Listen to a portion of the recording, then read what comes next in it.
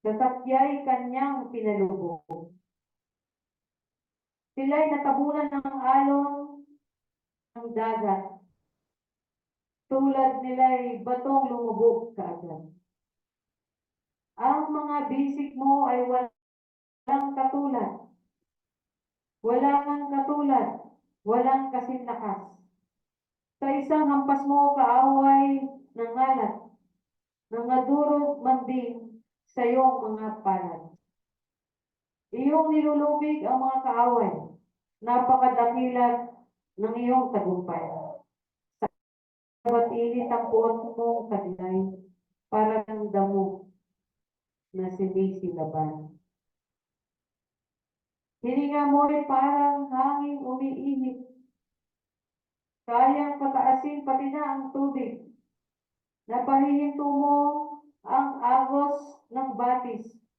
Pati kalaliman ay natutuyo mo kung siya mong nais. Wika ng kaaway. Aking tutugisin, tiyak aabutan. Kukunin kong lahat ang makikita ko kahit anong bagay. Hahati-hatiin niya ang kayamanan sa aking patalim at lakas na taglay. Kapang-kaming lahat ang ari-arian. Ang isang hinga mo'y malakas na hangin nagpapadaluyong para silang tingga na nagsisilubog kung takpan ng alon. Ikaw, Yahweh, sinong mga Diyos ang iyong kamukha? Sinong kamukha mo na ang kabanalan ay kahanga-hanga? Sino ang tulad mo na kahanga-hanga, dakila ang gawa? Nang ang iyong kamay, ang kanyang kamay mo, ang kanang kamay mo, nang iyong itaas, sila sa daigdig naglaho at sukat. At ang mga ko, ang iyong tinubos, iyong inaakay sa bayan mong banal. Ito'y nabalita at kinatakutan ng maraming bansa. Parang manganganak, mga Pilisteo ay natakot na luma. Pawang nangagimbal ang mga pinunong tagabansang Edom at nangasindak din ang mga dakilang tauhan ng Moab. Lahat sa kanila ay nasiraan ng loob. Lahat sa kanila ay sinidlan ng takot. Dahil sa taglay mo na di birong lakas, sila'y parang batong di makakilos. Hanggang makaraan. O dakilang Yahweh, yaong iyong bayan, ang lahat ng iyong tauhan. Sila'y dadalhin mo sa pinili mong bundok, sa lugar na itinagi mo para maging iyong lubos, at sa santuaryong natayo ayon sa iyong loob. Ikaw, Yahweh, maghahari pagkailanman. Ang mga Israelita hinabol nga ng mga kawal ng Paraon, nang ang mga kawal ay nasa gitna na ng dagat. Muling pinaagos ni Yahweh ang tubig at tatabunan ng alon ng mga kawal ng Paraon. Samantala ang mga Israelita ay tumawid na tuyo. Pagkatapos kung kapatid ni Aaron ng isang pandereta, tinugtog niya ito at nagsayawan ng mga babae. Habang sila'y nagsasayaw, ganito ang inaawit ni Miriam. Purihin si Yahweh dahil sa kanyang tagumpay. Nilunod niya sa dagat ang mga kaaway. Hallelujah, hallelujah, hallelujah. Sa Diyos, sa iyo, Yahweh, ang aming Diyos at Ama Manlilikha, ang aming papuri. Sa aming pagsama-sama, o Panginoon, sa iyong presensya, nawa makatagpo kami, o Diyos, ng kasiguruhan ng iyong pag-ibig. Matagpuan ninyo kami ng mga hinugasan ng dugo ni Kristo, kalugod-lugod sa iyong harapan, bagamat kami, Panginoon, ay umaamin sa aming mga sala. Sadya man o hindi, Panginoon, hindi kami perfecto. Patawarin niyo kami, Panginoon. Tignan niyo kami na may habag at awa.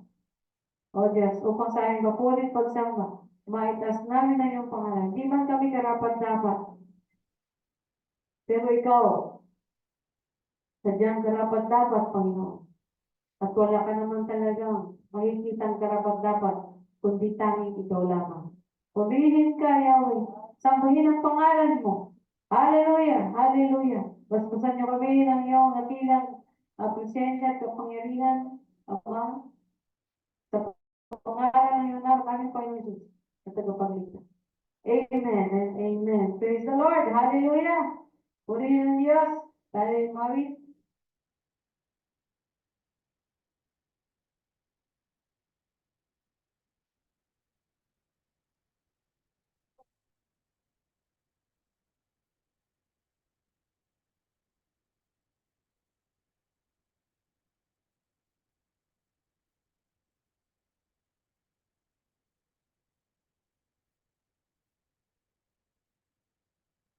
Hallelujah. Purihin ang Panginoon. Salamat sa Diyos.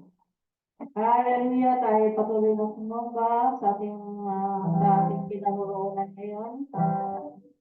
At patuloy natin itaas ang ating Diyos. Hallelujah. So, kita ng ating pagsamba at pag-aawitan natin sa Kanya. Tuloy ng Diyos. Yes, Lord. Yes, Lord.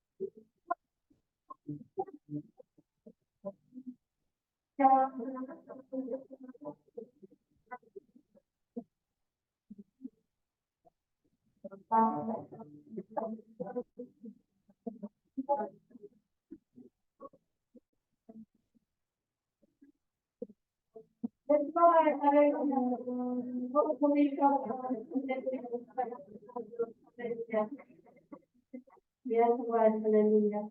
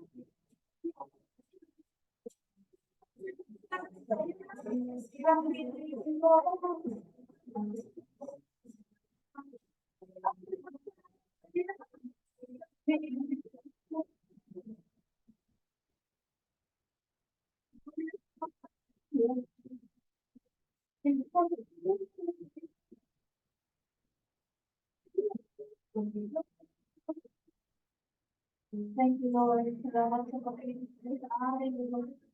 Tunay nga, Lord, hanggang sa kailangan. Hindi mo kami iniwan, Lord. Hindi mo kami nabayaan.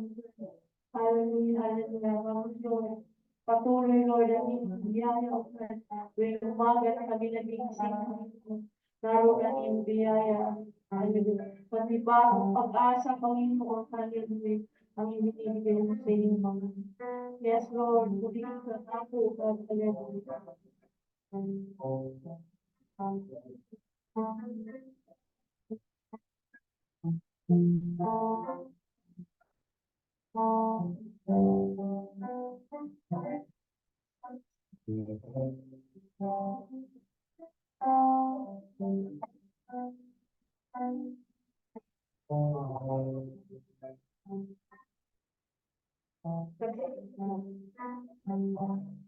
Yes, Lord. Hallelujah. Oh, yes, oh God. Hallelujah. Tunay nga, O Lord, mabuhay ang wala na kami ibang natin sa iyo.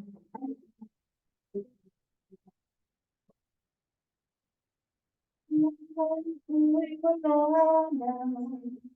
hahanapin ka. Hindi ako manatili sa piling mo. Marami na ang sinubukan, marami na ang natipan, ngunit walang patutungan ang iyong pagmamahal.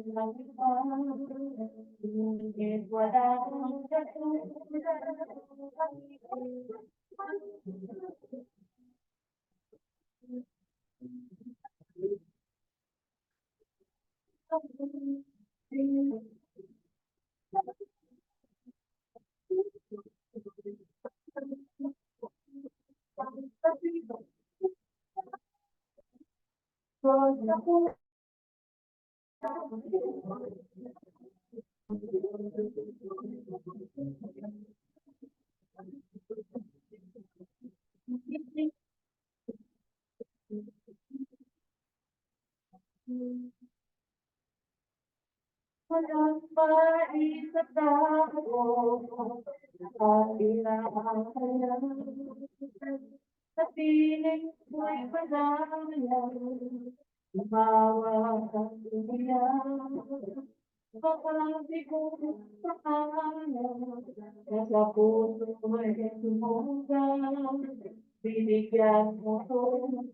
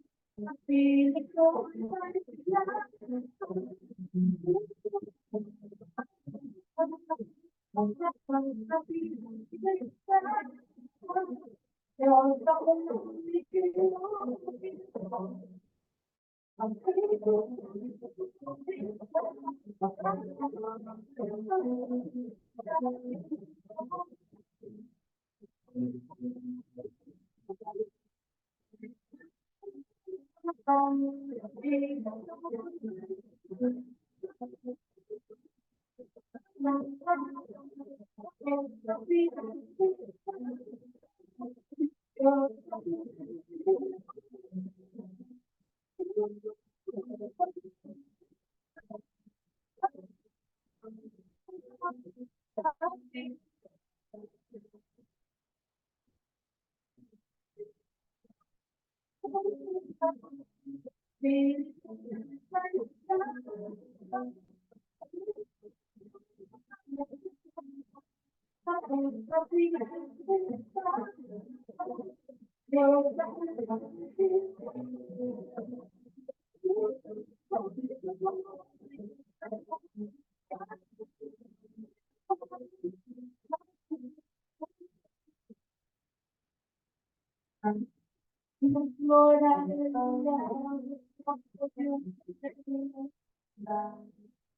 binuhat mo sa piling, kulay ko, walang kulang sa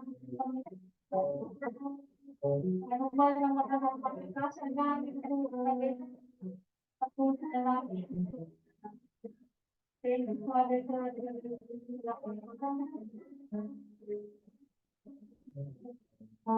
Yes, Lord.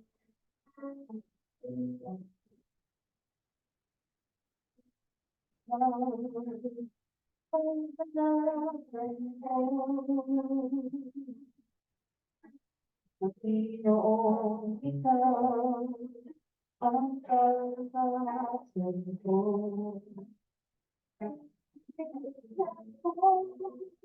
Laging kasama ko.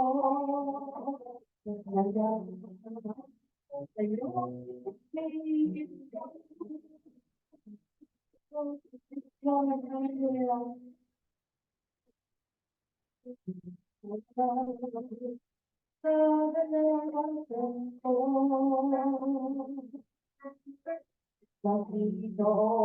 ikaw ang kalakasan ko. Laging kasama ko. Nalaman sa'yo,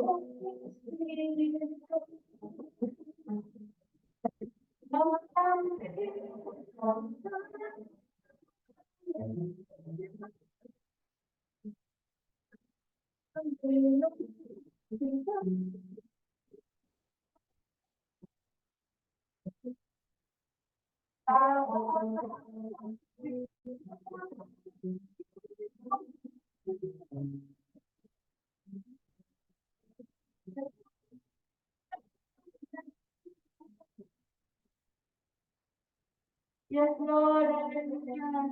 Namabok ako lang sa namin.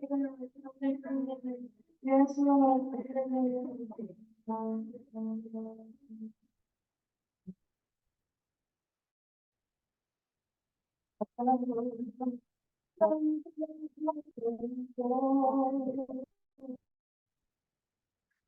Panginoon, ikaw ang kalakasan ko. Matitiran ko, laging kasama ko. Nalaan sa'yo, ang aming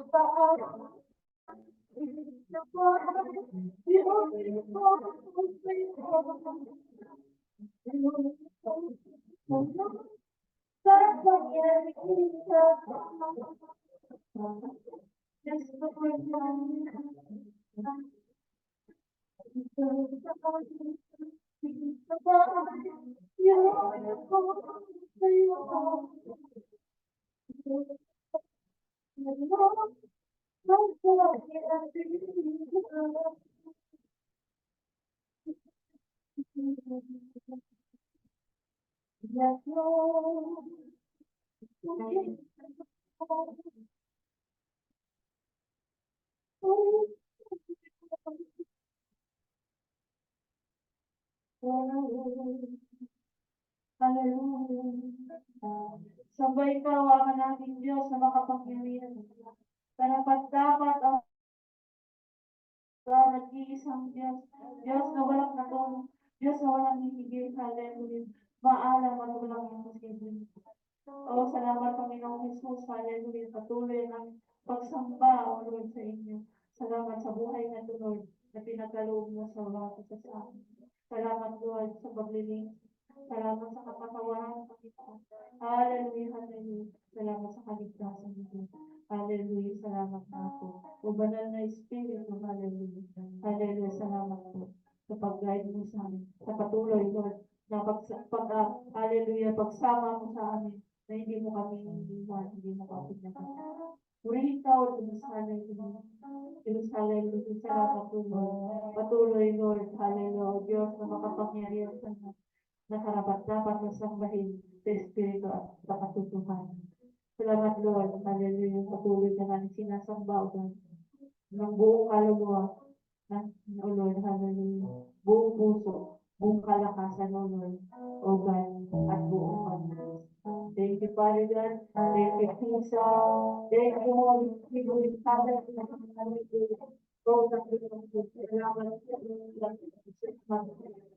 thank you, Father. Hallelujah.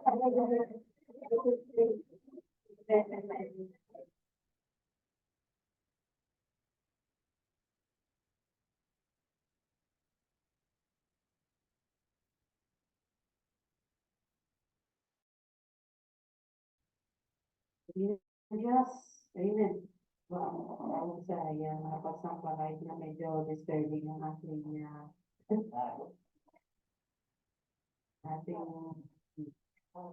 ang mahalaga yung po, pero kung walang focus. Alam niyo po, hindi masamang paulit-ulitin yung hallelujah. Pagka tayo yung maawit at magtatamba, banggitin niya yan. Dahil ang anghel lang ang pinapayagan magbanggit yan. Kaya nga kung kayo yung nakakapag-hallelujah, ang privileyo sa atin.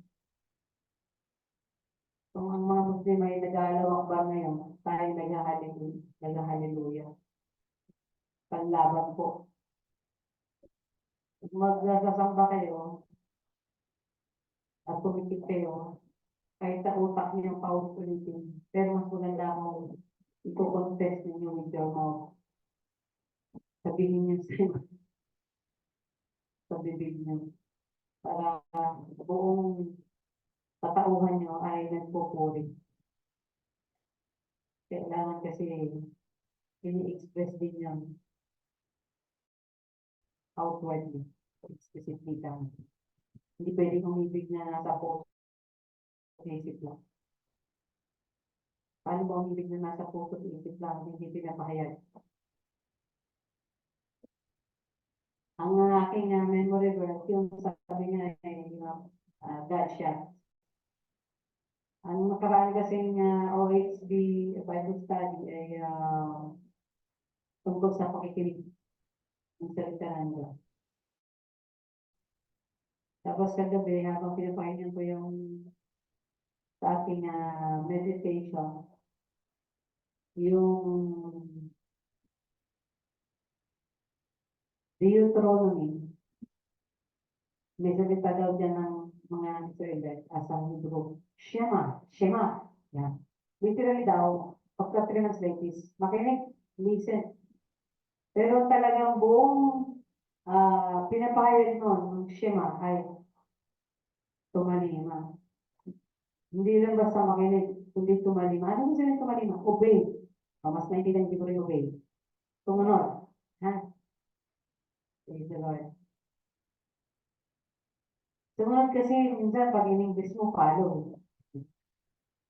Pero yung tumalima, susundin mo yung sinabi. Kunyari, maligo ka na siya, susunod ka. Merong shema sa iyo ang ina mo, o ang lola mo, o ang mama mo. Ano yung shema ng mama mo? Maligo ka. Sabihin, yun ang dapat mong sundin ngayon. At ang huling mga ang Deuteronomy ay ang pinakaparang ano yan parang summary of the law, parang secondary law daw yan ang binigay sa Exodus.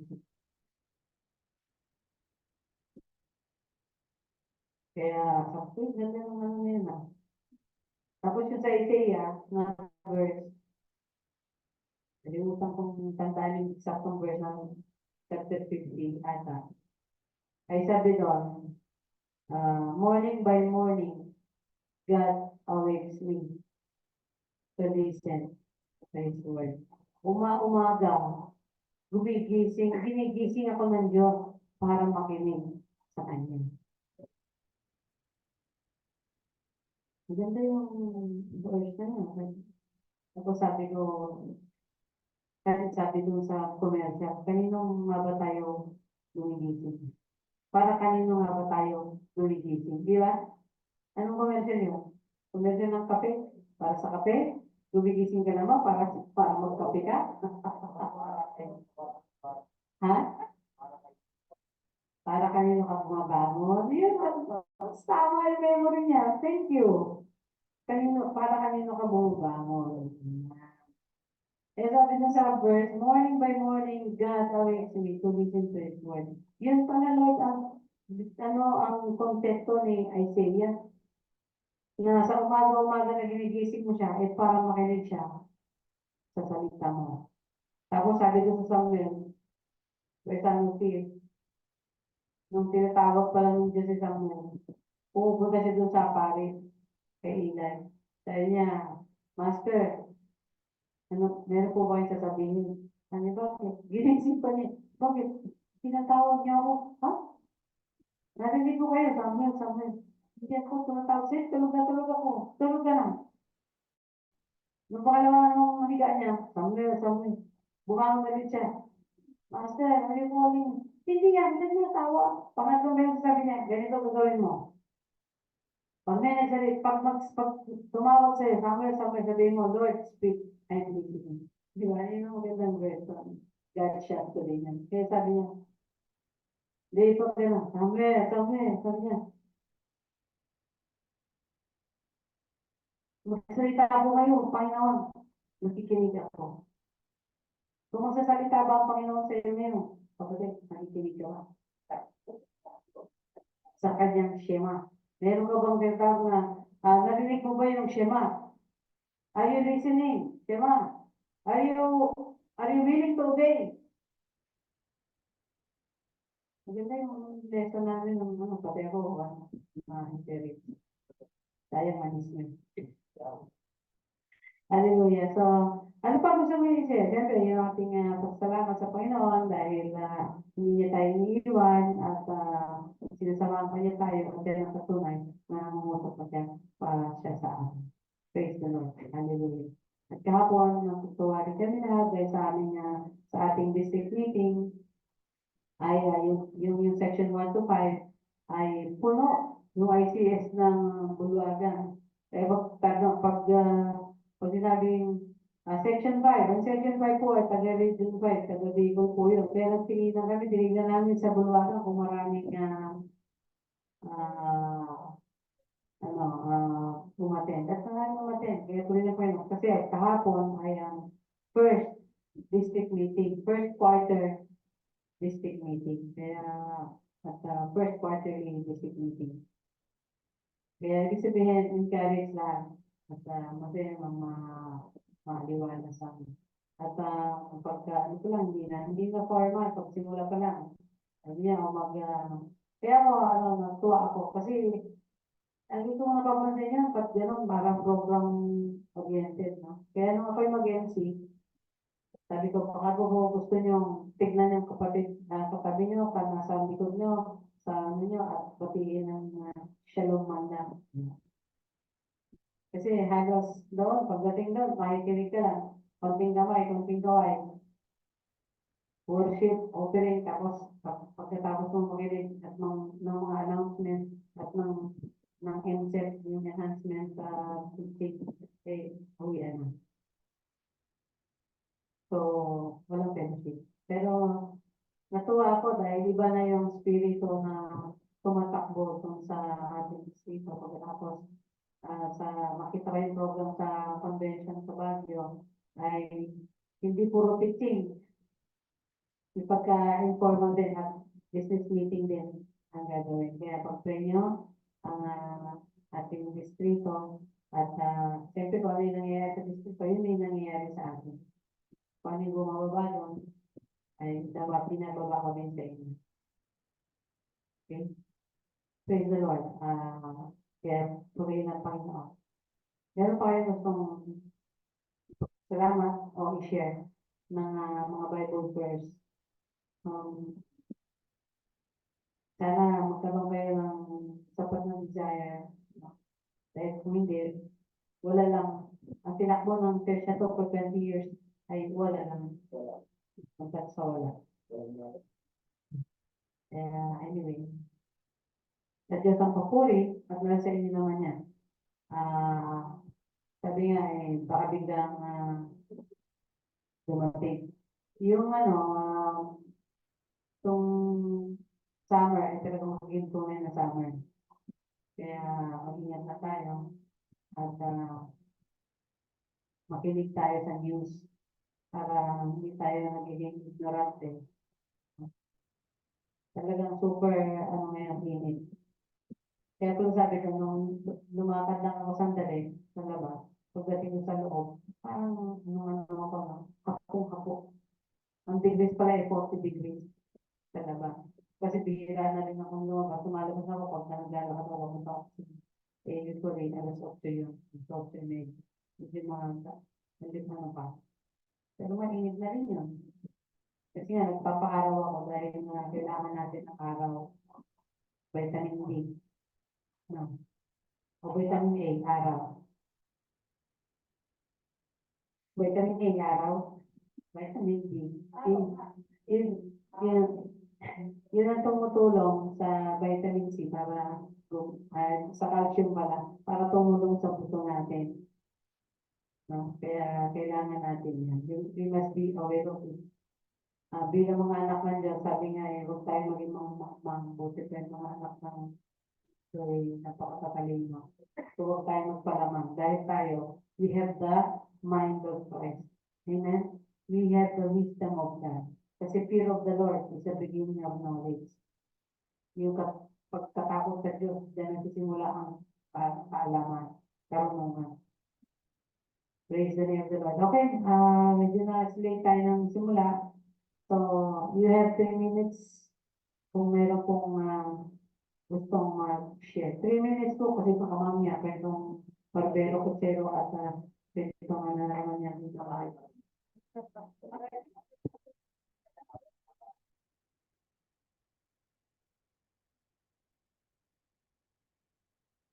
Praise ng Panginoon. Hallelujah. Yung sabi dun sa gastos na to na First Thessalonians 5, diba? 16 hanggang 18, bawat verse sabi niya, rejoice. Always rejoice. Pray continually. Sabi naman sa 17, sa 18 and 18. So, palagi tayong, masaya lang tayo, lagi lang tayong masaya dapat. Pero hindi natin maiwasan yung mga problems na dumarating sa atin. Kaya,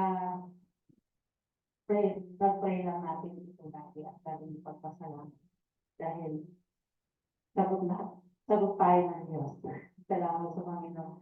Kung salamat tayo sa Panginoon na sagot namin ng women, meron na naman kaming fellowship nitong 21 ay sabi nila, ikaw mami naman, mag-share ng Word of God. Sabi ko, muna kasi I have a heavy heart. Tawad din sa tao. Ganun sabi ko, ano ba ang ano natin? Sabi ganun, sabi ng isang pagtulad ko, empower daw the women. Sabi niya yan. Sabi nung isa, ano daw Tagalog ng empowerment. Sabi ko, sige, subukan ko kayo, i-ano niyo yan. Kung kayo talaga nakikinig, wala sa isa, alam, hawak ng cellphone. Siguro ganyan, ha? Sabi ko, ganyan. Sabi ko, hindi nyo alam, ha? To empower, sabi ko, ganyan, hindi nyo alam yun. So, tinanggihan ko yung, ano muna, sabi ko, hindi kaya natin, ano ba ang verse natin? Sabi ko gano'n. Ano ba ang chapter na pwede natin pag sabi nga yung sa Galatians daw, yung fruit of the Spirit. Yan yun sabi ko lang gano'n. Ano lang, sabi ko lang gano'n. Love pa lang. Hindi na isang ano na yun, isang preaching na yun, sabi ko lang gano'n. Tapos ipapagawa niyo sa akin, sabi ko lang gano'n. Sabi ko lang gano'n, sabi ko gano'n. Hindi, ano kaya kung isa-isa tayo? Sabi ko lang gano'n. Ilan tayo ng mga officers, sabi ko gano'n. Tapos nasama dalawa.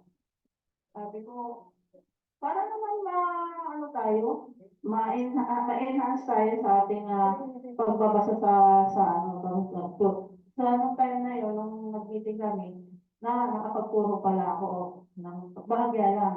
Yung sabi ko, yung serve nyo lang, yung halimbawa nasa ganito tayo subject, yung serve nyo lang. Tapos pagkatapos yun, ay interpret nyo, ay observe nyo yung ganito, ganito, ganito. Sabi ko, tapos may interpretation yun. Sabi, huwag mong maling interpretation basahin yung paulit-ulit. Tapos sabi ko, ganyan, lagyan niya ng, pagkatapos niyan is, conclusion or interpretation, pagsasabuhay na. Sabi ko, ganun lang, kasimple. Sabi ko lang gano'n, hindi nagbunutan na kami. Sige, bayad naman ba sila? Turuan mo kami, bahagya mami, gano'n. O sige, mga pastor to, mga asawa ng pastor, hindi ba nagpapaturo ko sa mga asawa ng pastor. Kaya sa akin tapat sa akin yung patience. Naku, patay sa ito. Sabi ko, thank you Lord. Sabi ko, gusto nila yung love. Pero sabi ko, pagka iyan natin, take 5 minutes lang kami, mabilisan lang, tukot lang natin, sabi ko nga. Pero pag-aralan nyo ng mabuti yung talagang direct to the point tayo, walang kwento, walang gusto. Puri ng Diyos, pasalamat ako sa Panginoon dahil sa pag-aaral na paulit-ulit natin, pagka nakisali ka sa mga ganyan, may mga group ka na, kailangan meron ka rin maiambag na turo para sa kanila. Dahil lahat naman kami, wala naman tayong perfecto, hindi naman tayo perfecto. Bawat isa sa atin ang kailangan pa rin tayong turo. Pag may magtuturo, at the same time, na tayo na tinuturuan ay maituro din natin. Kaya ako nagpapasalamat sa Panginoon. At saka, ang prayer ko, Lord, sabi ko, meron tayong isang kapitbahay dito. Sabi ko, ang prayer ko, sabi ko, Lord, ako siya dumadanas ng problema. Ako dumadanas ng problema. Pero ang prayer ko sa Panginoon, Lord, inilukod ko dito sa simbahan. Sabi ko, Lord, dahil ganito na meron akong mayang dinadanas kami, pero sabi ko, i-open mo yung mind ko, Panginoon, sa ganun. Na marinig, pwede akong mapagsabihan, mapagkwentuhan ng mga problema ng mga kapitbahay ko, kaibigan ko.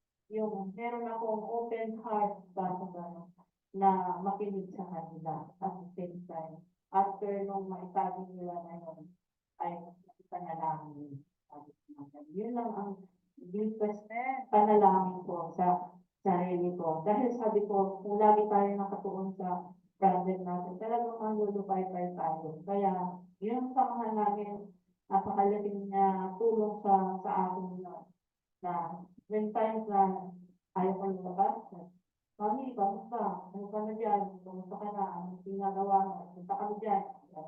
Kaya, uli ng Panginoon. Kaya, lagi lang tayong makatulog sa Panginoon sa prayer. Lagi lang tayong masaya lang dapat.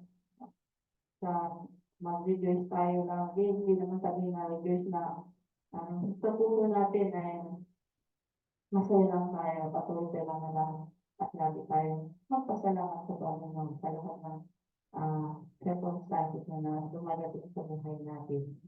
Sa lahat ay makapagbahagi tayo kasi so para ng kailangan sa ilang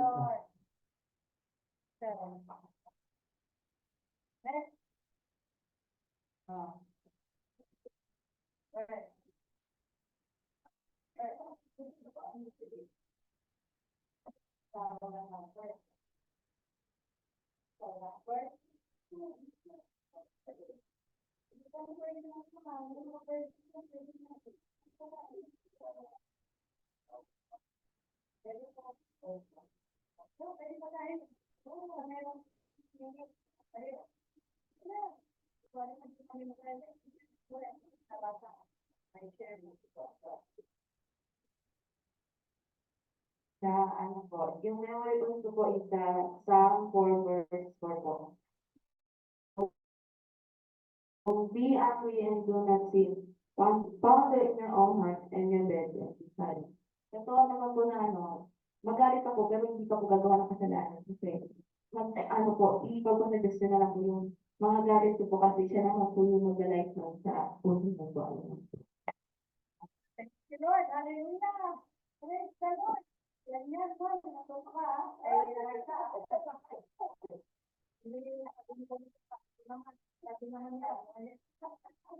pa ba? Yan, patataw mo ba? Naintindihan ko ngayon.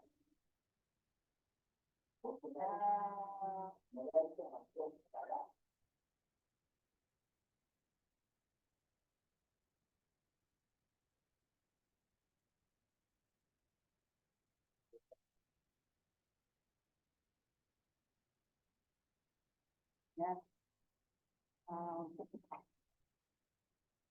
Mabasa niyo ba? Pagpasensya niyo ako, gagamitin ko yung laptop. Dahil yung ate palang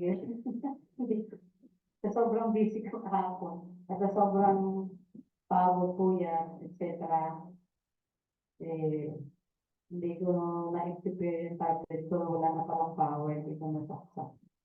So, nung nakaraan po ay pinag-aralan natin ang Exodus. So, we are studying Genesis, tapos natapos tayo ng first point ng Exodus. We are studying or looking on Jesus through the Bible. So, nagsimula tayo ng Genesis. At sana natutunan natin yun. Kung magbasa kayo ng Genesis, alam nyo yung mga istorya niyan. Meron pa mga ibang symbol dyan na pwede natin kunin. Katulad ng daong o yung arko ni Noah. Hindi ko na isama yun sa Genesis. No?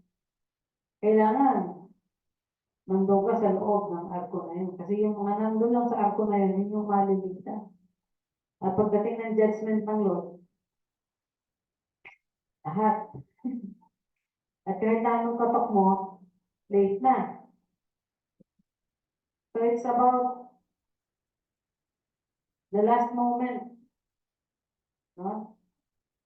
Ng judgment ng Lord.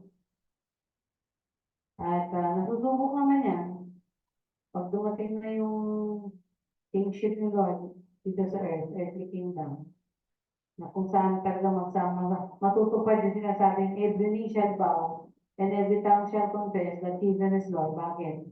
Wala silang choice. Kasi po, di ba? Wala silang choice kasi wala ibang hari kundi si Jesus noong time na yan. Pagdating ng kanyang earthly kingdom. Kaya totoo, matutupad na yung sinasabi sa Bible na every knee shall bow and every tongue confess that Jesus Christ is Lord. Kasi wala na silang ibang i-worship, wala silang ibang papakinggan, wala silang ibang paglilingkuran. Kasi si Satanas nakakulong ng time na yan. At pagdating sa final battle, pagpakakawalan siya, para i-disable ang nation. At yung mga napipilitan ng sumamba kay Jesus, isasamba ulit, babalik ulit sa kanya at makipaglaban sa final battle na Gog and Magog. Doon daw sa lugar ng Gog. Kaya yung lugar ng Gog and Magog. Doon daw makikita ang labanan. At pagkatapos, isang ihip lang na, siguro naghanda-handa pa sila yan, no? Super handa pa sila yan, may gera sila. Tapos later on, isang ihip lang, isang click lang ng Jesus, wipe out sila. Papuntang impyerno. At pagkatapos, ay susunugin na yung lumang mundo, lumang langit, kasama sila doon sa pagganon. Tapos, i-create niya yung bagong mundo, tapos bababa yung bagong Jerusalem. Ayun yun. Tapos, i-create niya yung bagong langit. Tayo, pag ganun-ganon na lang tayo. Tapos, yung mga hindi na lang palataya, yung talagang nagmatigas ang ulo, eh, kasama ni Satan yun, doon sa kumukulong lawa ng apoy. Minsan naisip ko, makikita kaya tayo na, kung ng buhay kita. Tayo, ay, yan. Ganun na ganun, ay, yes. Tapos sila doon, sila ng buhay nila. Para inisip ko lang na pwede gano'n lang mangyari. Kasi nga, di ba si Lazaro, yung mayaman na namatay. Ba't nandun si Lazaro? Nasa kabila, sa paradise, parang saya-saya niya. Wala na siyang sugat. Comforted siya doon kay Abraham, nakaakap pa kay Amang Abraham.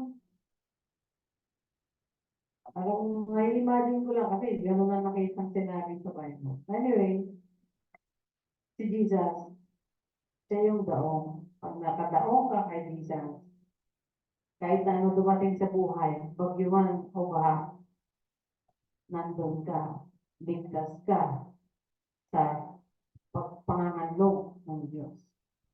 The ark speaks of God's salvation and protection through Jesus.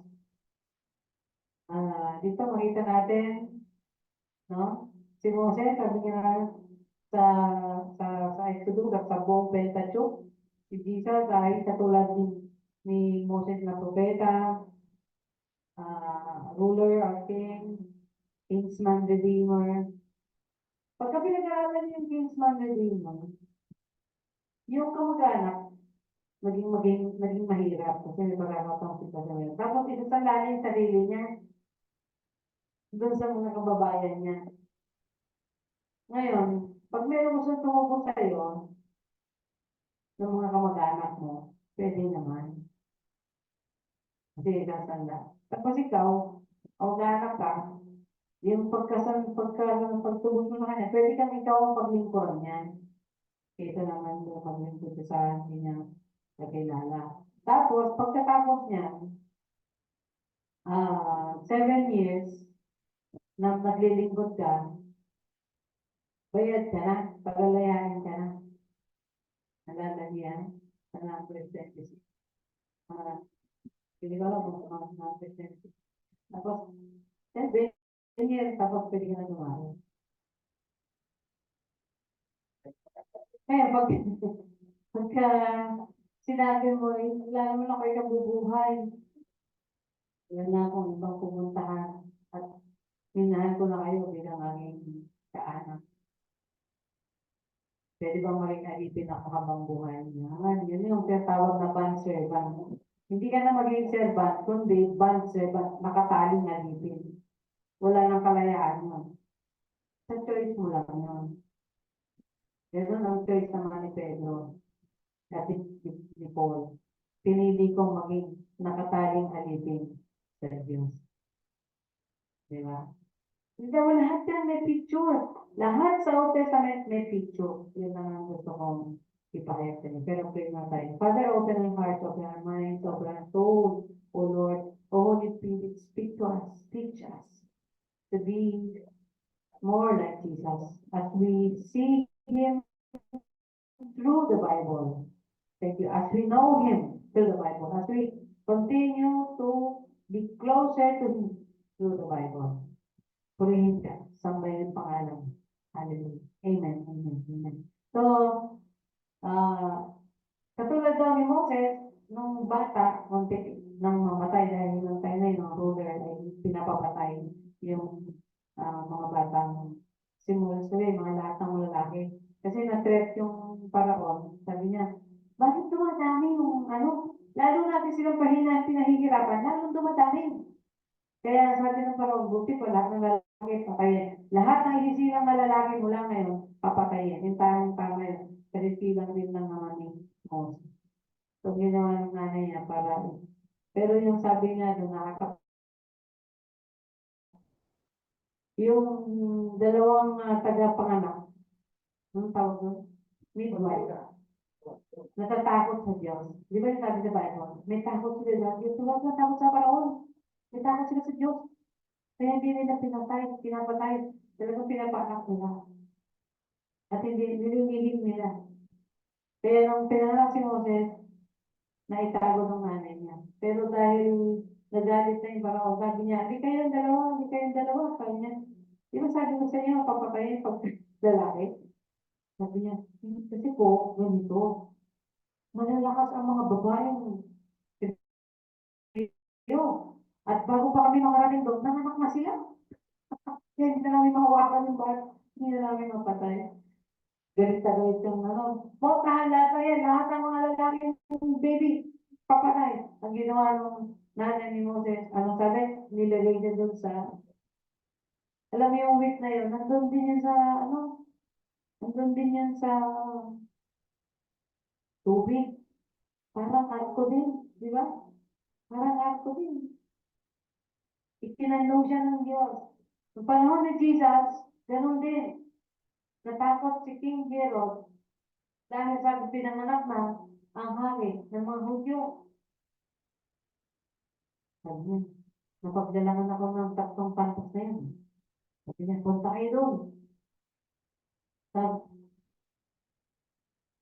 Bethlehem, ipapatay ang lahat ng bata 2 years old pababa. Grabe, di ba? At ang nangyari, dahil dun sa prophecy, sabi ng anghel kay ay nandun. Sabi niya, tago muna kayo hanggang buhay ang hari na nagpapatay sa mga bata. Nagpunta sila sa Ehipto. Alam mo ang Ehipto, it is a place of, yung parang God's refuge. Di ba? Yung hindi Egypt, it is a place of God's refuge. Doon niya sinalba yung Israel. Doon din niya sinalba sa paggutom. Doon din niya sinalba si Jesus sa tiyak na kamatayan. Di ba? Yung yung pattern ng halos pareho yung pattern. Halos kahawangis, kahawit yung sa Old Testament at saka sa New Testament. Kaya as you understand the New Testament, mas maintindihan mo yung Old Testament. Ano grabe, no? It features yung Old Testament, it features the reality of New Testament. At sumunod ay si Moses at si Jesus, parehong tinanggihan ng power and wealth. Sino kayang pastor ang tumatanggi sa power and wealth? Mahirap sila tanggihan kasi minsan kinukunot natin ang blessing ng Lord sa wealth and material blessing. At ang mentality ng mundo, nahahawa tayo sa mentality ng mundo. Sabihin na Diyos ba yan? Bless ba ng Lord yan?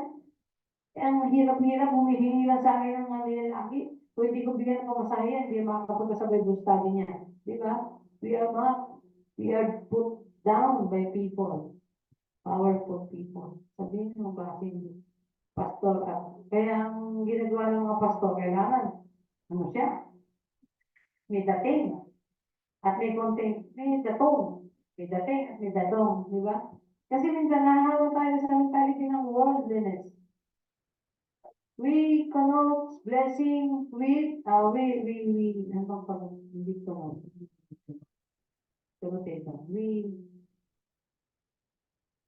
we associate, okay, English we associate blessing with wealth.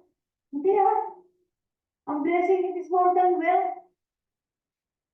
It is far beyond wealth. And even health, it is far beyond health. Pero kung matuwayin ka, talagang masakitin at mahirap ka. Pero kung masunurin ka, sabi nga, di ba, alam mo yung picture ng buhay ng Israel? Umuulan ng mana. Hindi mo kailangan magtrabaho kasi merong manha. Yung mana. Galing yung mana, kung tawagin nila, yung time na is bread from heaven. Di ba si Jesus din yun? Sabi niya, Moses fed you with manna, the bread that comes from heaven. At the Father provides that, hindi mo, si Moses. And I am the bread that comes from heaven now. Diba? Jesus ang bread of life.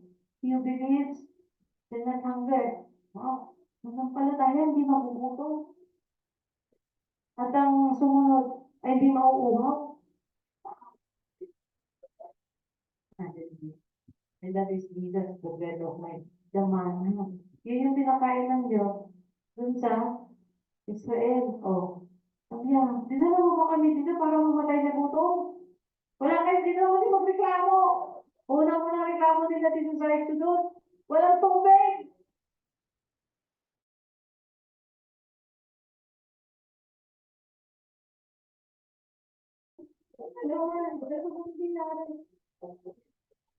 Alam mo daw yun, more or less 3 million yun na tao ang magreklamo sa'yo. Tapos ang 12 tribes ang lalapit sa'yo, yung nag-iilan nila na 12. Kaya 12 lang naman yung lalapit sa'yo. Kasi, pero pupupugin ka. Pero pag dahil sa gutom, hindi lang yung 12 lalapit sa'yo. Pupupugin ka daw. Ah, asan na yung pangako? Moses, asan yung pangako ng Diyos? Asan yung pangako ni Yahweh? Naggutom na kayo, nauuhaw na kami. That is the first time, doon nata, no? Okay. Both are deliverers. Diba? Diniliver ni Moses sa pagkaalipin ng sa papuntang lupang pangako. Tayo naman, sa pagkaalipin ng demonyo, diniliver tayo ni Kristo. Itinawid tayo ni Kristo doon sa tawa ng Diyos. Doon sa kaliwanagan. Mula sa kadiliman, pagkaalipin sa kasamaan. At nung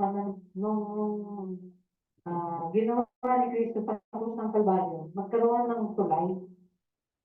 Kaya kung sino man yung sumampalataya kay Jesus, makakatawid. Patungo sa kadiliman, mula sa kadiliman, patungo kaliwanagan, magharian ng Diyos. So, pareho kami, di ba? Mula sa Egypto, tungoy ng dagat ng tambo. At patungo na sana sa, sa lupang pangako, sabi niya, days lang daw buwok yun eh. Parang, hindi ako nalilimutan ko na, hindi ko na-review, yung parang 11 days, 40 days. Pero dahil sa galit ng Diyos, 40 years silang pinag-ikot-ikot. Ikot-ikot, pag munang katawid, ikot muna ulit kayo. Katawid naman, hindi, ikot ulit. Puro reklamo. At nung pinakaharap na sila doon, nakaharap na sila doon after 40 years. Nung makaharap na sila doon, sabi, nagreklamo na naman sa tubig. Alam natin na Jesus is the rock, di ba? Jesus is the cornerstone. Jesus is the rock. Siya yung matibay na sandigan ng batong pangulukan. Siya yung matibay na tungtungan. Hindi ka magigiba. Pag nakasandal ka, di magigiba. Pag nakasandal na sa kay Kristo, di ka magigiba. Dahil sa galit ng Diyos, yung lahat ng matandang yun ang reklamador, hinintay niyang mamatay yun doon sa wilderness. At yung mga kabataan na nagbibinata, yun yung hinayaan niyang makatawid sa lupang pangako. Except Caleb and Joshua. Kasi si Caleb at Joshua lang ang tangi din naging tapat. Ah, nakatawid ba si Aaron at saka si Miriam na kapatid ni Moses? Dahil si Moses ay hindi nakatawid. At nung tinawag siya ng Diyos, "Sige na, papatayin na kita." Pumunta siya sa bundok at pinatay siya ng Lord. At sabi, nilibig din daw siya ng Lord ng Yahweh. Ah, pinatay siya ng Yahweh. Sabi nila. Bakit? Bakit? Nang tayo na nagreklamo, sa sobrang na-impatient siya, nainis na siya, at nawalan na siya ng paniwala sa Diyos dahil sa inis niya, o nalimutan niya, maaaring nalimutan lang. Nalimutan niya yung tiwala niya sa Diyos. No? Yung sinabi ng Diyos na magsalita ka sa bato.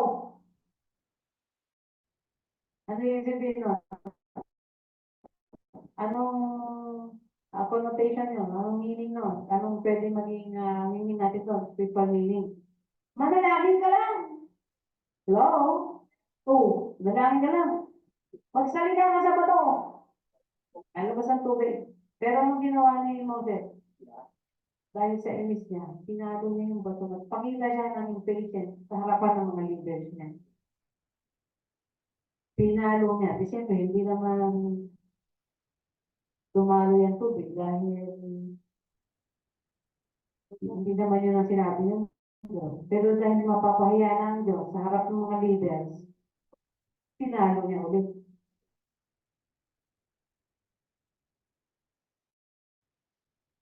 Hindi ko alam kung isang beses o dalawang beses pinalo ulit. Saka lumawas ng tubig. Sabi niya, siguro namula yung mukha ng Diyos ng sa pahiya. Di ba? Sabi ko, salita ka lang, ipaluin mo. E di siyempre hindi ako prepared. Kasi sabi niya, joke yan. Kasi hindi lang yung sinasabi niya. Hindi yun ang utos niya eh. Ang utos niya, magsalita ka lang sa bato, lumabas ka ng tubig. O, di ba mas maganda yun, mas marangal, mas grand, mas glorious. Hindi lalo napapurihan ang Diyos. Hindi, pero dahil napakita siya ng galit and patient na siya, alam niyo ba kung naging patient ka, lalo ng leader ka, nai-impatient ka kay Lord. Hello? Kaya ikaw, yung mga tatay mo namin. Ha? Pag na-impatient kayo, kay Lord ka na-impatient. Lord, kailangan ko matutuloy yung anak ko. Ang tugin kita, at si Patty Ball. Di ba? Na-impatient ka kay Lord. Sabi ng Spirit, impatient ka.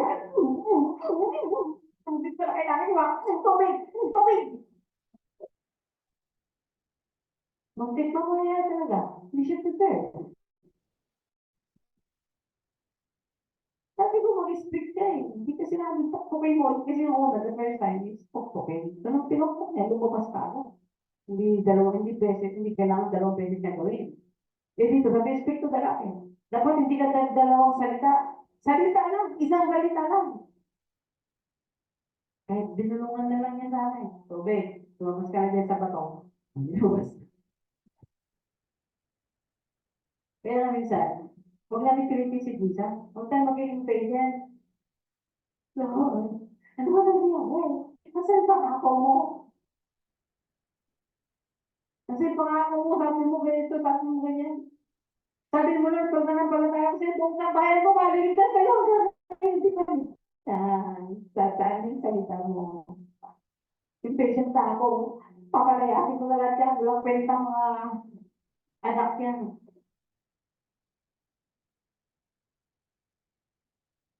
Wow. As we go on, grabe ang message, ano? Jesus is the lawgiver and mediator and intercessor. Yeah. Siyempre, sa magitan ni Moises, binigay ng Diyos ang kautusan niya. At ang una-una, kilalanin mo ang Diyos mo, walang ibang Diyos maliban sa Kanya. At huwag kang gagawa ng imahe para yan ang gagawin mo sa tambahin mo, doon ka mananalangin. At huwag kang magsasalita at huwag mong babanggitin ang pangalan ng Diyos ng walang saysay na pagkabanggit. Yung mga bata ngayon, mahilig sa OMG. Huwag yung basta-basta, alam niyo po, eh, masama talaga yun. Buto na lang, hindi yun ang personal name ng God, yung God. Isa dyan lang term for Diyos. ang talagang pangalan ng Diyos natin ay si Yahweh.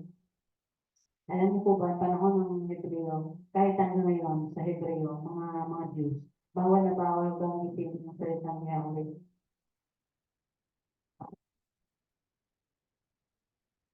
Para sa kanila, hindi sila karapat dapat bumanggit ng pangalan mo. Kaya sasabihin lang nila yung general term, Diyos. O tayo ang tawagin natin, Bathala. O sa mas formal na salita, may kapal. Ha? Ang may kapal. Ba't kaya yun ang Tagalog sa Diyos? May kapal. Hindi kaya manipis. May kapal. Diba? May kapal. Yung gawa ng ating may kapal. Sabi mga tribo, gawa ng ating bathala. Yan ang Pinoy. Pinoy culture yan, ha? Walang Mary yan. Ang mga Espanyol ang nagbigay ng Mary. Pero ang mga Pilipino, may bathala. Diretso sa Diyos. Nananalangin sa may dakilang may kapal. Pero anong ginawa? Pinabutahin ng mga Roma ang tunay na relihiyon na si Kristo para magkaroon ng relasyon sa kanyang ama ang bawat isa mananampalataya sa kanya. Jesus is the mediator. Tagapamagitan. Katulad ni Moses, di ba? Lagi niya, alis ka dyan. Pag bigyan Moses, gugulungan ko na ito mga po para matapos na ito eh. Reklamo na reklamo, ha? Ito na. Bubulingin ko ng apoy na gumugulong. Tabi dyan. Ang gagawin ni Moses, haharang. Lord, pag ginawa mo yan, sasabihin sa inyo ng mga tao, sasabihin ng mga tao na dinala mo kami dito, binigyan mo kami ng isang kaberbang himala para patayin rin lang. Diba? It is against God's love pag ginawa niya yun. At kaya doon sa kapira ni Moses, nag-i-intercede siya, namamagitan siya, nag-mediate siya, napapaglubag niya yung loob ng Diyos. Ang ginawa ni Jesus, nung siya mamatay sa krus ng Kalbaryo, ibinato lahat ng Diyos ang galit niya sa kasalanan kay Jesus. Siya yung sumalo sa krus ng Kalbaryo. Kaya kung titignan niya tayo, hindi na sa galit, sa pag-ibig at habang at biyaya niya. Kasi yung matalim na tingin ng Diyos sa kasalanan at sa mga makasalanan, doon na ibinunton kay Kristo sa krus ng Kalbaryo. Yan ang pagiging mediator. Nanay, makaka-relate, mga nanay. Pag gusto mong paluin na ng tatay yung anak, yung nanay yung sasabihin, haharap. Ewan ko lang, ganun ba yung nanay niyo? Ha? Ang mami ko kasi, siya din nagtotolerate ng mga pagkagalit ng daddy ko, mamamalo na yan. Kung nandiyan ang mami ko, huwag sa harap ng mami ko, kayo, sila ang mag-aaway, magsusuntukan sila.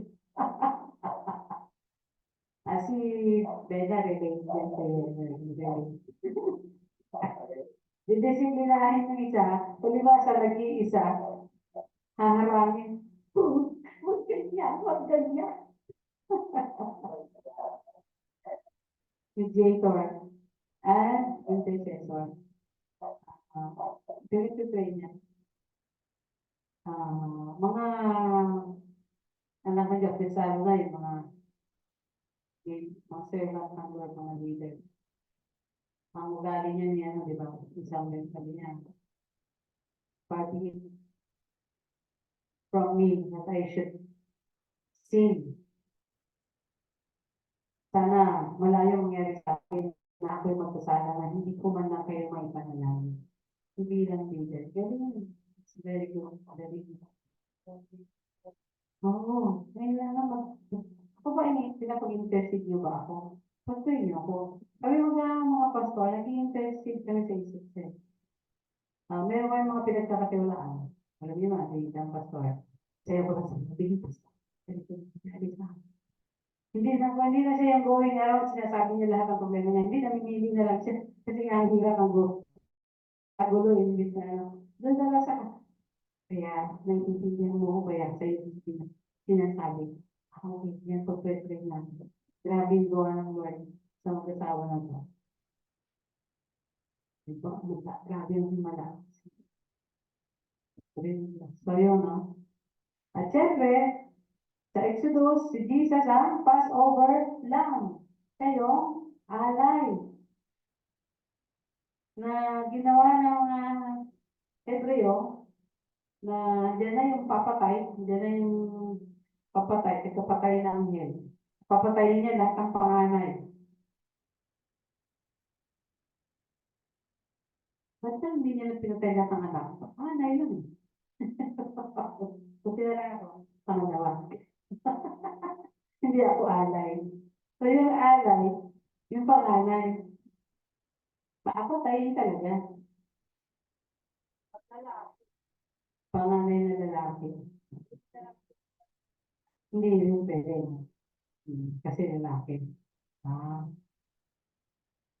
si Buhi, panganay na lalaki.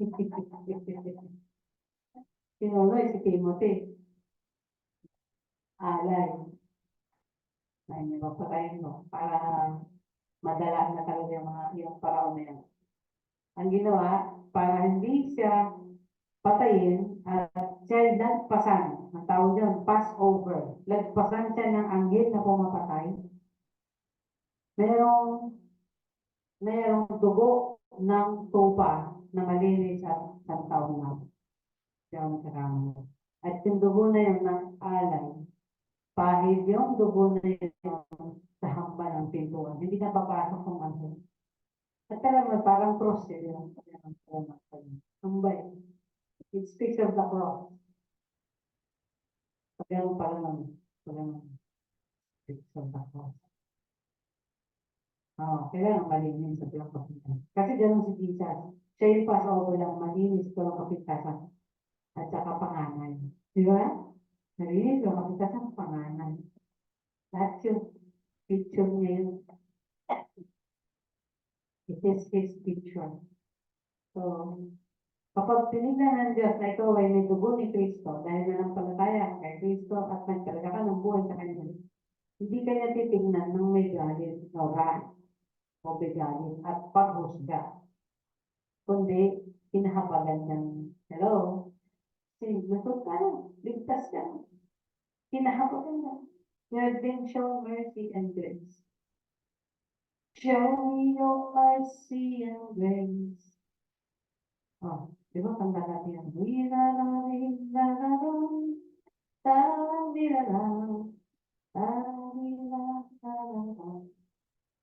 nakikita natin, dagdag mo rin yan.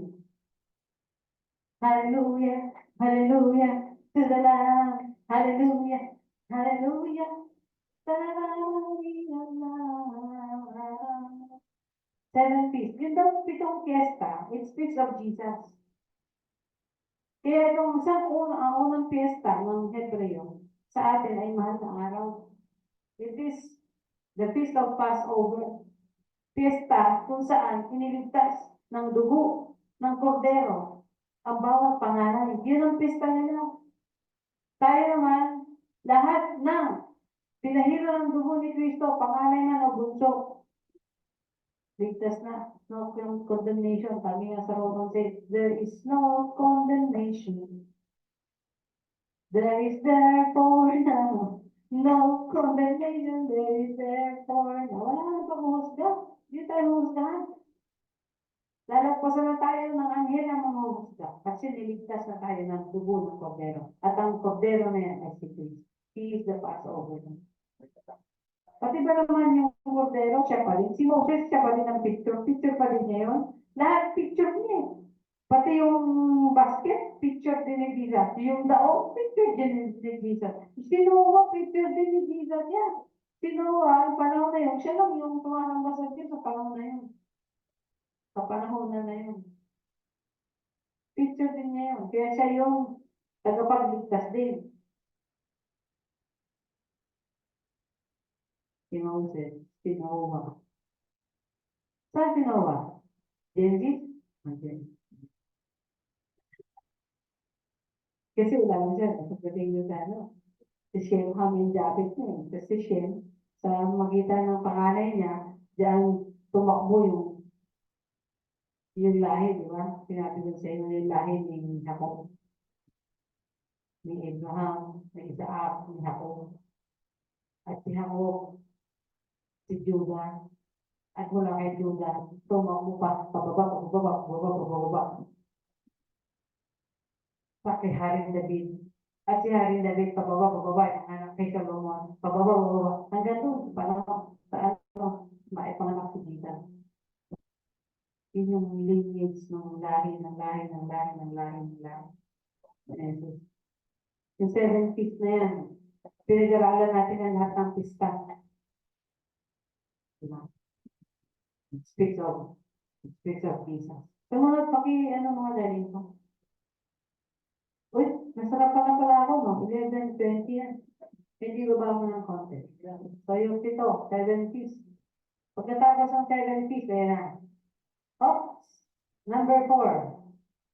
The Exodus brought forth from slavery to freedom, death to life, foreign land to own land.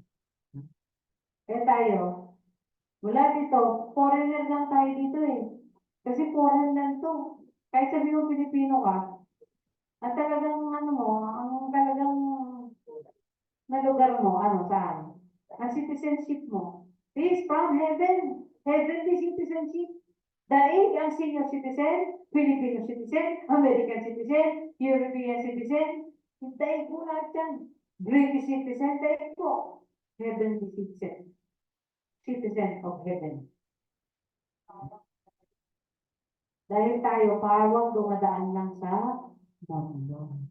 Sabi nga nung kasabihan ng Batikang nagsabi, sino man yan, sabi, minsan ka lang dadaan sa mundo na ito. Ang ginawa mo lang pag kay Kristo ang mananatili sa iyo. Adwan. You will pass this life but once, but what's done for Christ will last. Kaya yung paano mo yan. I-google nyo na lang. You will only pass just once, but what's done for Christ will last.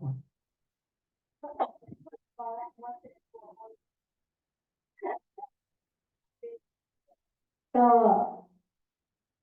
praise the Lord, no? From slavery to freedom, from foreign land to own land. Mula sa lupa, puntang langit.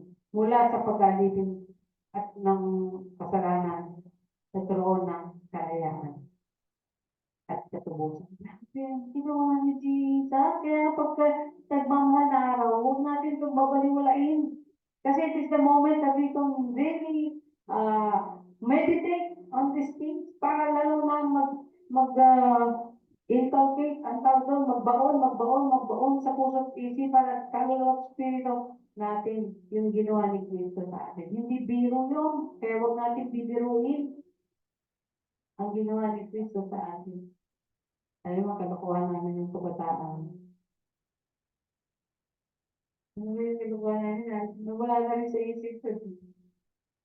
Una, yung ano, di ba, yung sinasabi ng pare ng katawan ni Cristo, di ba yung katawan ni Cristo, sabi, amen. Sabi yung kalokohan ko mga barkada. Dapat ka naman sa koko man. Katawan ni Cristo, macho. Katawan ni Cristo, macho. Di ba, kalokohan nga eh. Pero huwag natin gagawin kalokohan. Kasi hindi biro, yung ginawa ni Cristo sa krus ng Kalbaryo, grabe. Pero totoo na may pagkamasyo siya dahil kung hindi siya makakaabot sa krus ng Kalbaryo, patay na siya sa sobrang hirap ng dinanas niya na lahat ng dugo, pawis, at tubig ng katawan niya, yung dadalhin niya dahil sa dami ng sugat, palo at saksak sa kanyang. At talaga hindi na nga rin nila kaya eh, di ba? Kaya nga sino yung tumulong sa kanya? Ha? Sino? Oh, shit. Sino ba yun? Simon? Nalimutan niya na sa Krus ng Kalbaryo?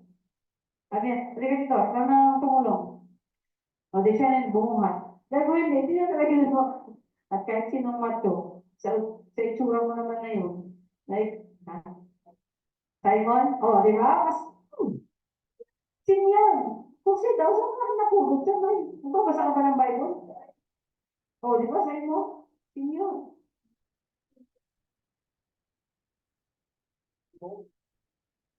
So, yeah, si Jesus ang mana from heaven, bread from heaven, and water, and even the rock itself that produces the water. Grabe, ito yung mga verses.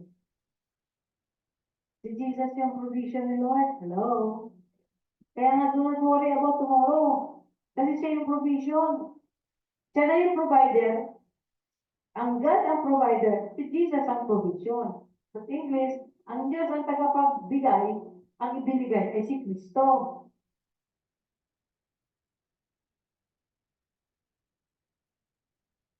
Siya yung tabernakulo. Alam niyo po yung tabernakulo, yan yung nagkikip. Ano yan eh, hati sa tatlo. Holy place, nandun yung arko na nagdadala ng presensya ng Diyos. Bawal kang basta hawakan yun. Nandun yung presensya ng Diyos. Kaya bago mo hawakan yun, naglilinis muna ng dugo, ng alay, ang mga hahawak doon. At ganoon din yung pagdailagay yun doon sa pinakaloob na tabernakulo, Holy of Holies, kung tawagin, kabanal-banalang dako. Yung highest priest lang ang pwede doon. At mag-aala yun para sa sarili niya. Ipa-sprinkle ka ng ganun po. Ano. Tapos, papasok. Bawal pumasok doon ng hindi na bahid ng dugo para takpan ang kasalanan mo. Ganun din tayo. Tayo, mabuti tayo. Kahit nagkakasala tayo, nabahira na tayo ng dugo ni Kristo. Kasi hindi naman tayo maka-perfect. Maka-perfect ka ba? Pero dahil sa dugo ni Kristo, the power of the blood of Jesus and the power of the cross, wala yung galit ng Diyos sa ating kahabagan ng pain niya sa ating bilang anak ng mga inampun dahil kay Jesus. So, yung tabernakulo na yun yung presence, nandun yung presence of God. Diyan mo makisisilayan yung glory ng Lord.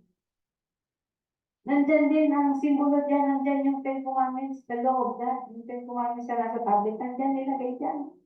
Ang bigat na nga ng baul, ang bigat pa ng laman. At nandyan din yung baston ni Aaron, na pinagulaklak, saan ka makakita na baston ng bulaklak? Para makita lang ng Israel kung gaano kadakila ang Diyos, kung gaano ka makapangyarihan ang Diyos, kung gaano katotoo ang Diyos. O sige, lahat ng mga baston, naging baston, naging ahas yung baston. Sabi yung dali lang yan, sabi ng mga magician, naging baston din yung kanila. O, di pinagkakain ng baston ni Moses, yung baston niya. Andiyan yung baston ni Moses na namulaklak. Alam niyo, ano pala yung bulaklak na yan, yung baston na yan, almond. Almond pala, bulaklak ng almond pala. I-research niyo, baka mali ako. Andiyan din natin sa Bible din eh. Andiyan din natin tapos sa ano. Tapos, yung tabernacle na yan, doon sa Holy of Holies, sa pinakakabanal-banal ng dako, nakakalapit na ang bawat pinahirang ni Kristo. Hello? Hallelujah! Praise the Lord, thank you! Kaya nga, take me into the Holy of Holies. Take me into, take me in by the blood of the Lamb. No? Nakapasok. Nabiyak yan. Nung mamatay si Kristo, nabiyak yung harap. At yung mga sacerdote, hanggang doon na siya sa Holy Place, pangalawang.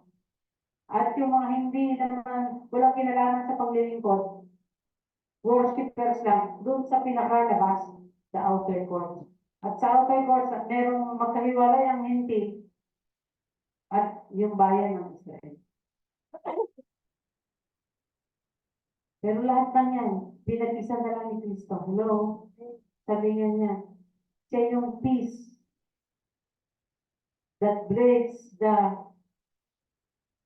barrier Siya yung peace.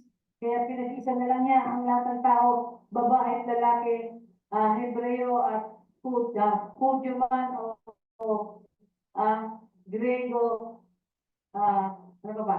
Hindi,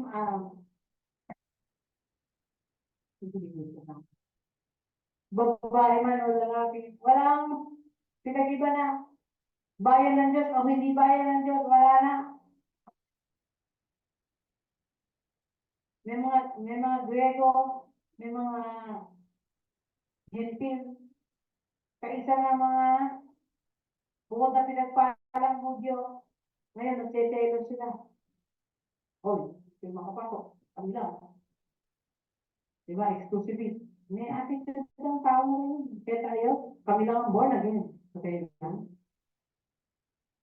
Kaya sabi ng kami, ang mga tunay na katoliko. O, di kayo na. At kami ang tunay na maliligtas. O, di kayo na. Please, sa inyo na lahat. Mas kami si Jesus. Take everything with you. We have Jesus in us. Eh, kasi di na alam na kay Jesus ang lahat. Hello? Amen! Amen! And Jesus is the high priest. Walang pwede pumasok sa banalang tao sa presensya ng kalwalhatian ng Diyos, kundi yung high priest lang. At si Jesus yun.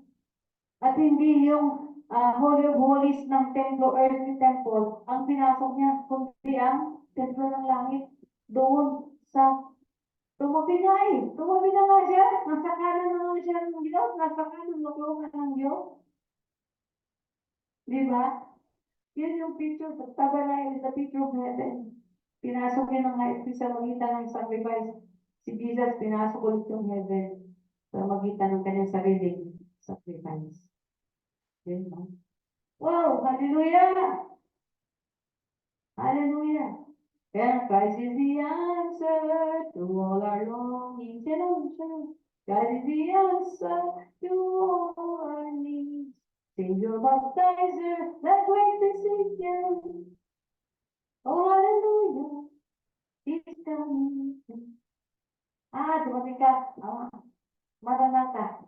Come, Lord Jesus. Come. Sabi niya ng Revelation. Sabi niya dyan. Pag tinignan mo dyan sa last mga verses. Maranatha, come, Lord Jesus. Come. Yun pala lang iniwan. Iniwan with the beloved. Hindi yung Bautista. He is the high priest. Kaya sa magitan ni Jesus, nakakalapit na tayo sa trono ng biyaya ng Diyos. Sino gustong lumapit sa trono ng biyaya ng Diyos ngayon? Tayo na yung manalangin. Ama, napakadakilang ginawa niyo. Sa pagtingin namin sa buong Biblia, talagang siya ang pinapahayag niyo.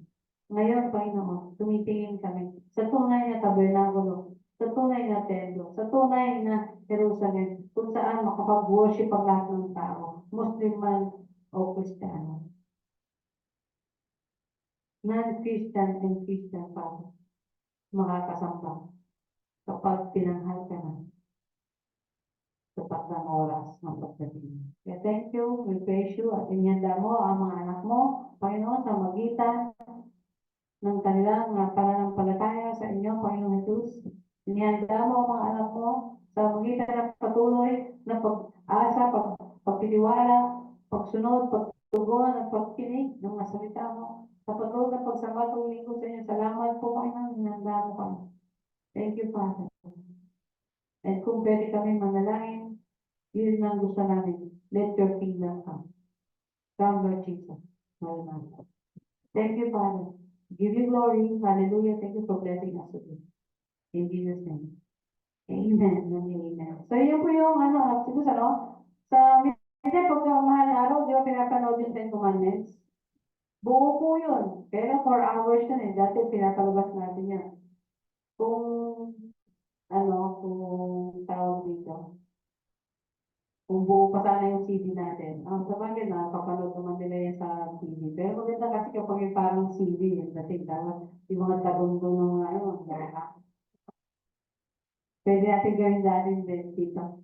Panoorin natin. Tapos pag-realize natin yung manonood pagkatapos manood. Kaya maganda. Mag-invite tayo dyan sa paligid.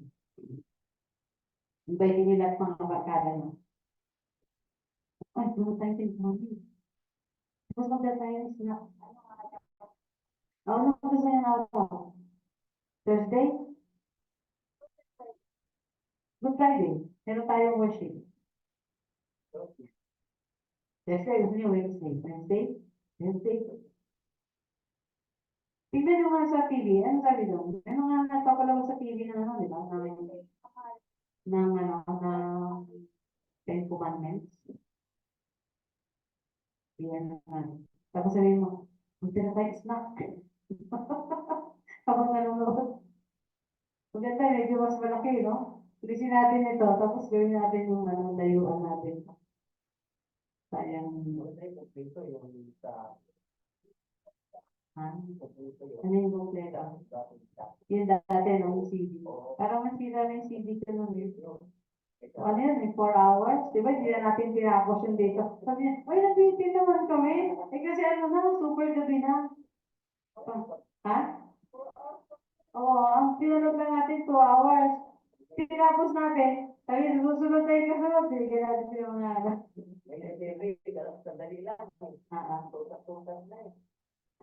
Okay, sige. Lord willing, makapag-download tayo sa YouTube at saka ano.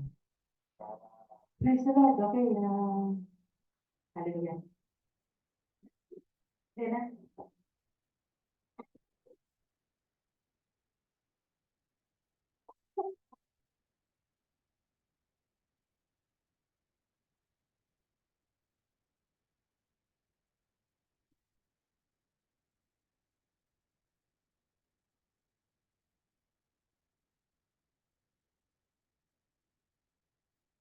Hallelujah. Salamat po Diyos sa mga. Salamat sa dakilang din tayo. Tayo nagbigay at kaloob sa Panginoon. Tayo manalangin. Ama namin Diyos, salamat po Lord sa biyaya mo ngayong umaga nito Panginoon na ipinagkaloob mo sa inyong mga anak Panginoon. The best Panginoon na makinig kami na inyong mensahe mo na pinaabot sa amin, aming pastor.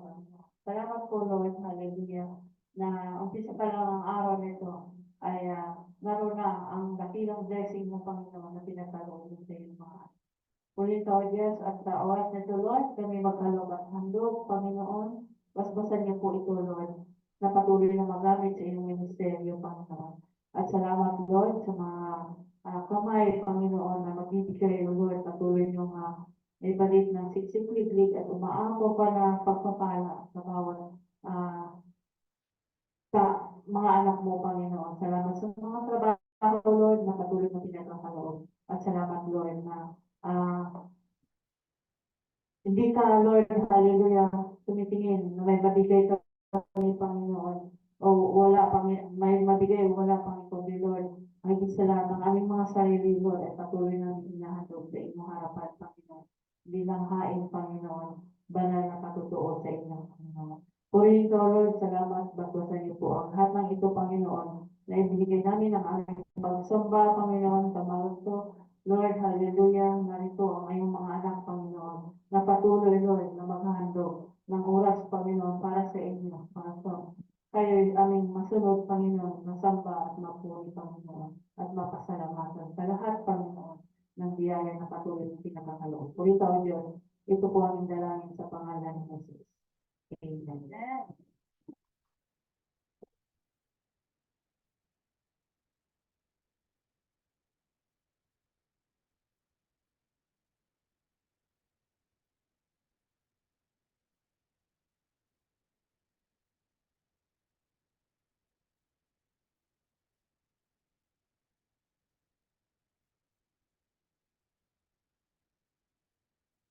Paalala ko lang sa ating lahat.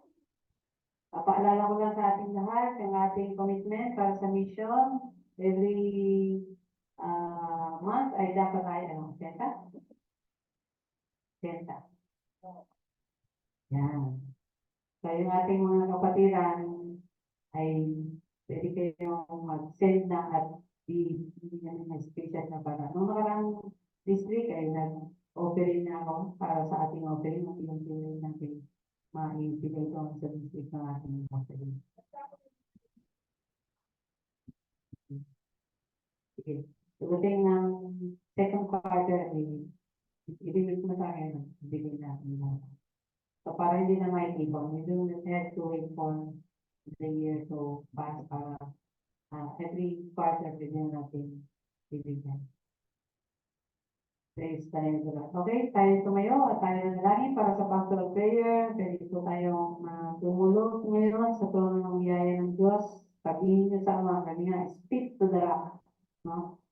And the rock will flow water. Magsalita kayo sa Diyos. Sa pangalan natin po yung Diyos ay manalangin tayo. Ama, sambayan ang pangalan mo, napakabuti mo sa amin. Hallelujah. Salamat sa mga katuwaan mo. Appreciate ko, Father, ng pagkilos mo. Appreciate ko, ang salita. Appreciate ko yung feelings mo sa amin lahat. Salamat po at iningatan niyo ang mga anak. Patuloy kayong nangungusap sa amin. Patuloy kayo, Panginoon, na bibigay ng kaliwanagan. Mahalaga ang kaliwanagan sa mundo na ito na puno ng kadiliman. Kaya salamat po hindi pinababayaan ng mga anak. At sa season na ito, ng next season ng Kwaresma o season, Panginoon, ng katubusan, ng kaluluwa ng lahat ng tao, Panginoon, nawa ay makapangusap ka, makapagtanong ka sa bawat nila kung anong ginagawa nila, isa na para sa kaluluwa. Nawa, di masayang sa kahit kaninong buhay ang ginawang mission, ang ginawang accomplishment, achievement, ang ginawang pagkatubusan, ang ginawang pagbabayad ng buhay ni Kristo sa naming tagapagligtas sa krus ng Kalbaryo. Walang masayang. Ikaw naman ang nagsabi, pag nagsalita ka, hindi ito babalik sa iyo nang walang saysay at hindi ginagawa ang mission nito. Takday mo yun kung bakit na ito pinagawin. Kaya pinagdala mo si Jesus, Lord. At siya bumalik dyan. At hindi niyo hayaan na mawala ng saysay yun sa pagbaba niya sa mga. Thank you. We continue to pray for our neighbors. We continue to pray for the nation. We continue to pray for every believer. We continue to pray for every individual, Lord, na magkaroon ng totoong pananampalataya sa tunay na Diyos, sa tunay na tagapagligtas, sa tunay na sinalaga niyo na aming tagapagligtas at manunubos na Kristo.